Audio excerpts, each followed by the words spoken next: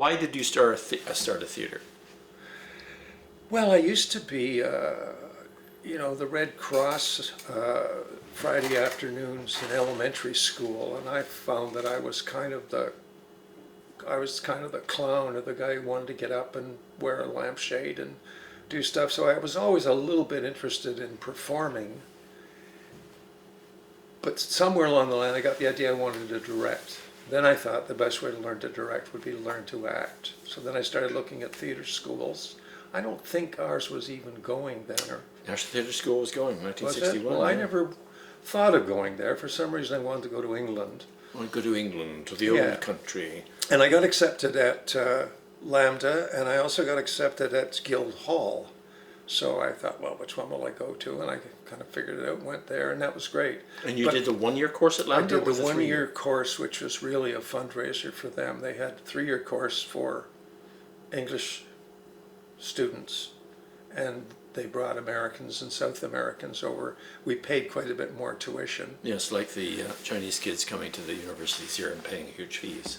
Yeah. Well, of course, you know Lambda. You were there. When were The you? LAMDA, yes. The LA, no, so who ran it when you were there? Well, it had gone from Norman Ayrton, really.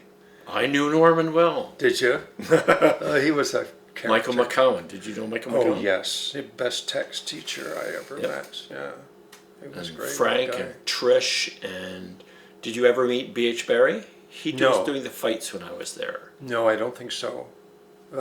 Wonderful Andrew, somebody who was the music director at Yes, the National. yes. He was extremely brilliant. Mike Alfreds was just a young guy when I got there. He was, So for a guy who was, I term as a Canadian nationalist or as an independentist yourself, to go to the old country, to the mother country, and go to one of the British schools, what was that about?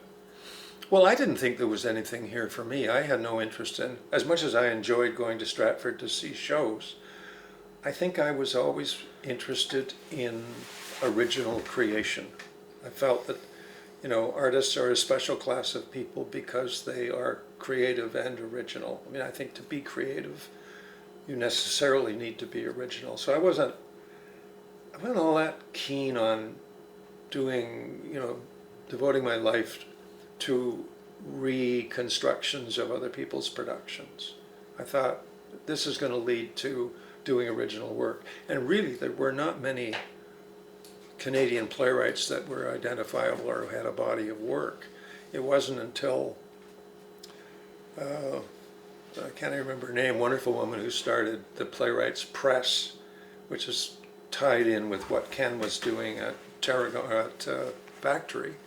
And they started really pushing people to write and scraping around trying to publish stuff. And they published these little paperbacks. And all of a sudden there were Canadian plays, and a lot of them were not very good, and then some of them were surprisingly good. But I think that happened independent of me, because when I went to England, I ran into the La Mama Company, who were doing a London season.